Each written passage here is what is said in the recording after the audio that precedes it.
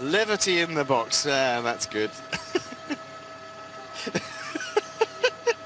I'm going to have to try and put a straight face now.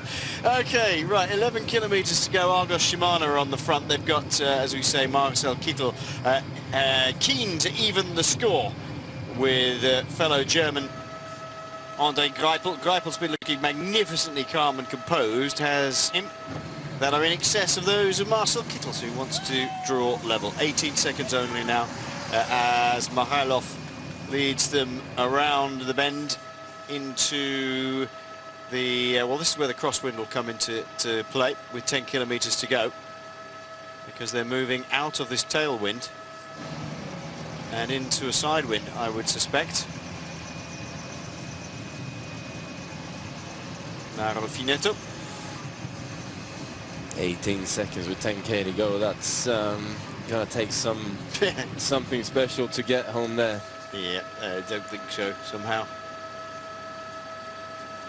The wind's not super strong. Otherwise, we'd see those palm trees rattling around like crazy. Orica boys on the front.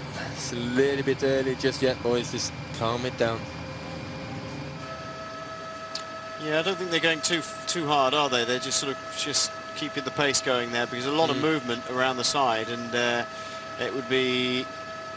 You can see there's not too much going on. They're not bringing these guys back too much. There's 16 seconds still separating the breakaway from the main peloton, and Orica. Yeah, you're right in saying. I mean, if you were the DS, you'd be thinking, right, just slow it down a bit, slow it down a little bit. People like Thomas Weitkus should know that and go, right, okay, let's bring it down a little bit. Well, although now we've got, you know, other teams wanting to keep the pace high again. Well, it's obviously safer when the pace is really high, especially with the wide roads that we got here in Tour of Turkey. The faster you go, the more strung out it gets, the less problems you tend to have. And the best way to do that is probably to get a couple of teams together and start doing, you know, sharing the workload and keeping that pace up there. But Argos Shimano rider just taking one of those big turns and then swing straight off and disappears into the back of it, and that's you know, one of them things you need to, with 9 kilometers to go, just keep it ticking, keep getting back in there. You've started something now, Magnus. Stuart Abel says, never mind a cucumber, we sliced a potato once with a spinach X-Rev. Chips, anyone?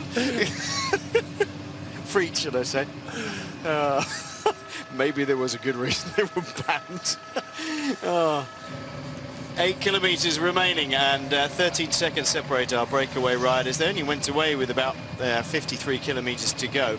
The first breakaway that's been allowed to get away today, and really just a bit of a show for the cameras. There's always a bit of a chance you can stay away, but you know, today a good old sprint day. Quite a slippery road surface on the way in, and I mean that because not because it's got anything on it particularly, but you can see it's quite, even here, you can see it's quite polished surface, and that's not worn tarmac, so to speak, but at this point it's a lot of pebbles in with the roads, like you perhaps see on Mallorca if you've ever been there on the climb to Salor. Very much the same. Going up's all right, coming down's quite dangerous if you're not experienced at it. It's almost like it polishes the surface of the pebbles within the tarmac and makes it very slippery indeed if you're not careful. Go on, Michael. This is pretty much what Ilya Kaiser did last year. Took off on his own with, I think it was 5k to go. He went 5, yeah. And Ilya Kaiser, a great 6-day rider and used to this sort of effort. But this man here, Michael Hepburn, a brilliant pursuiter. He's used to a 4-kilometer effort. Maybe 7's a little bit far for him. It might be a little bit far, but as you can see, the peloton is bearing down on that group. It was now or never. If he was going to have it go, then he couldn't really afford to wait any longer. Well, they've seen it before. They're not going to let it happen again. It's difficult to pull a stunt like that off twice in a row, you know.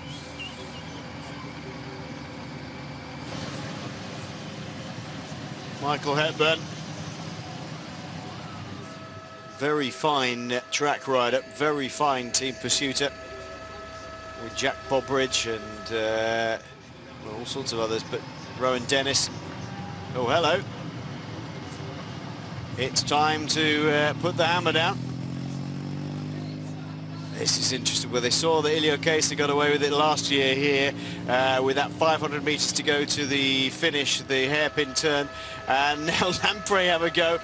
I think it's going to get quite scrappy here unless a team really take charge on the front, like an Argos Shimano come to the front and just lay down the law. I reckon it might get quite scrappy here. It does look like it, and I don't think there's one team that needs to take charge of this. There's a couple of teams that need to work together. You can see Argos Shimano, you know, they're doing these big turns and then pulling off and then drifting straight back out through the back end of the peloton. Right now, they need to keep men up there. As they've just gone past the 5 kilometer to go banner, they need to keep guys and come back in like a team time trial and work at it like that. Just doing these one-off big hits is never gonna, it's not gonna work.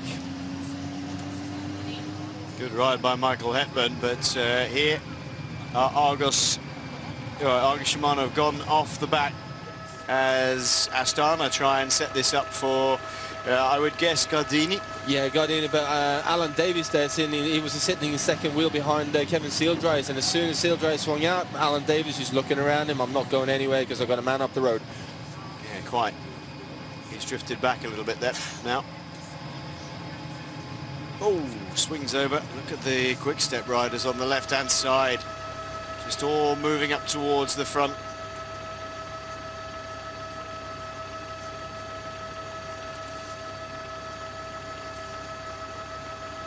One, two, three, four, five of the Omega Pharma quick step riders. They've got a number of fast riders as well. Andy Fenn, Stiegmans, Trentin, they're all pretty quick. They're all very quick, aren't they? Interesting to see whether Stiegmans has the power to go for a sprint. I'd like to see him have another go. Tell you what, Michael Hepburn's doing a great job here. He's still out by himself.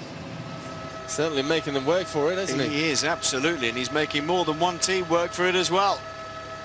Netap Endura. Still, look, 1, 2, 3, 4 riders from Omega Pharma Quickstep up towards the front. And who are they riding for? Looks like Stiegmans at the back of this little train of Omega Pharma riders. We'll have to see. Now Orica Greenedge coming around the right-hand side of the peloton, bringing men towards the front. As Netap Endura as well. It's Rabon, and then, yeah, I think Stiegmans is the man they're riding for here. Maybe it could be Andy Fenn. Could be, but it looks like a very tall rider at the back, which indicates Stiegmans. Mind you, Fenn's not small, but he's not as big as Stiegmans. That was an interesting little turn there. 3 kilometers to go. Some riders been caught out on the right-hand side. Not quite the place to be. You've got a quite a big sort of roundabout that you go half. Well, you go straight across it more or less, but without obviously jumping over things. So it's quite a sharp corner coming up here. Left-hander. Oh, that was a bit dodgy. Doing a little bit of cyclocross across this road and trying to get back into the group. Yeah, they got caught on the wrong side of this, and there is still up. I don't think there is a way to actually get back in from there. That is very, very difficult indeed. They're backing off the pedals completely. They can't get across. They can't get across because when I rode this circuit earlier, I could see all the barriers lining them up so that they were supposed to be on the left-hand side. The only place they can do it would be up here, but race is over for them. The race is over completely. That's Orica Greenedge on the right-hand side have been caught out. That will be, well, that'll be Krupis and, watch out for this right-hander. Just make sure everybody gets through all right. The Krupis and Lee Howard, I would imagine, who were caught out on that right-hand side of the barriers. Could very well have been, and that's a shame for Orica, obviously. Running underneath the palm trees, this long, long line of palm trees. Rabon did a big turn on the front. Yeah, they need to keep this going, though, because from the last corner, it's just about 800 meters, I think. This is Andy Fenn putting the power down now. It is Stiegmans they're working for, third back in line. Look at United Healthcare here. Yeah, very well sitting there. And Astana trying to fight towards the front to being Guardini.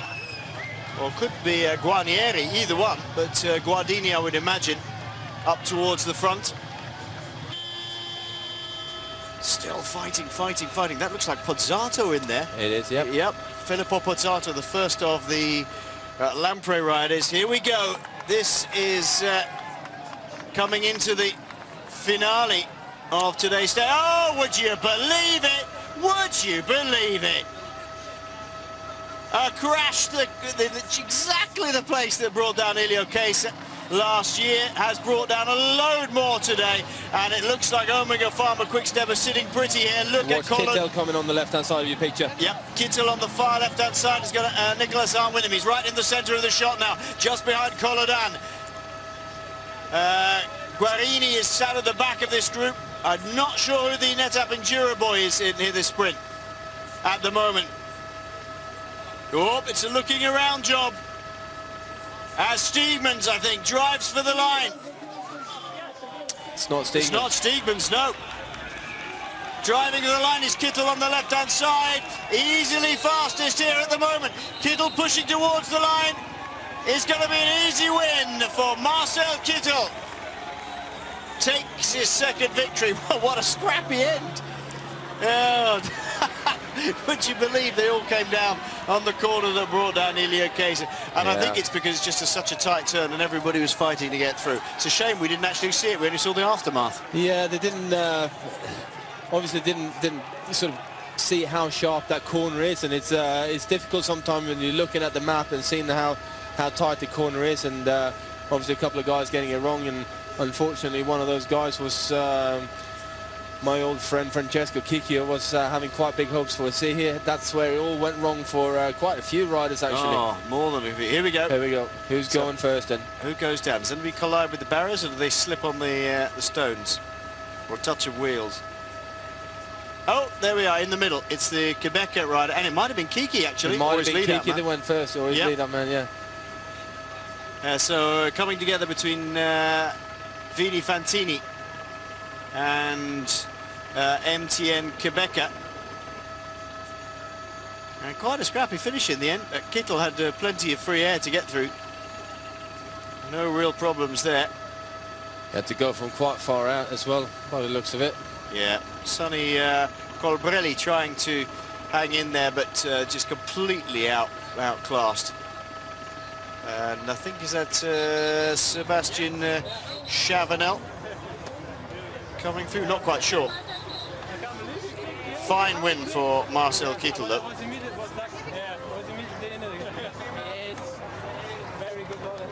Brian Coquard, I think, probably. A bit shorter than, let's have a look at the face when we see it in a second. Marcel Kittel is clearly the fastest of the riders here. That is Brian Coquard on the left-hand side. Yep. Typical sort of very low on the bike, hangs his head on the right hand side. And also very typical for a track rider, points race rider, never really getting out of the seat. No, very much so. Kittel from Gardini, who got through there. Maximiliano Riccesi for Lamprey. Fought as hard as he could to stay on the wheel of Marcel Kittel, but couldn't manage it. Then Brian Coquard, Sonny Colbrelli, and Jacob Kio.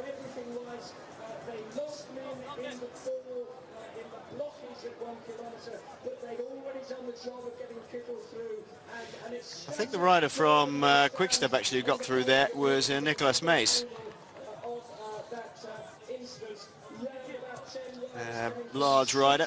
Let's have a look again. Here we go around the corner. Oh, Sergei Grechin almost coming to grief there as well. Remember, if anything happens to anybody in the last 3 kilometers of a race like this, they are given the same time as the group that they were in, so they will get a group all together. They won't lose all those 40 seconds to somebody. No. Here we are, Kittel, Gordini, Riccesi, Brian Coquard, Sonny Colbrelli, Jacob Kio, Francisco Lasca, and then Jakob Latz. He came down on the cobbles in the Arenberg, I seem to remember. Adis Krupis and Nicolas Mace then would have been their quick-step rider who led them through. Kittel very happy, and unsurprisingly, class of the sprints there. Yeah, I mean, the way he came up there, his teammate brought him up just in about right time after having got through that final corner, and it wasn't really a question of who was going to win that one.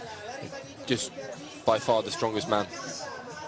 Good riding by Guardini, though. He managed to get through the mess, and he pulled himself up through 2 or 3 riders to get that second place. That was good. Yeah, he did, definitely. It's not really been on super form lately, Guardini's. You know, I'm kind of expecting that little bit more of him all the time, and I don't know whether I'm wrongly doing so or not, but here we go, confirmation of UGC. Mustafa Seya leads by 41 seconds still over Nahanil Bahani, and failing all disasters for him, and those could come in many forms, remember. He will win the Tour of Turkey ahead of Nathaniel Bahani, Johan Bajo, Maxime Mederel, Nicolas Edey, Kamar at 102, Darwin Atapuma at 108, Florian Joulou at 109, Andranov just behind those. But the stage win goes to Marcel Kittel, 2 apiece for himself and fellow countryman André Greipel.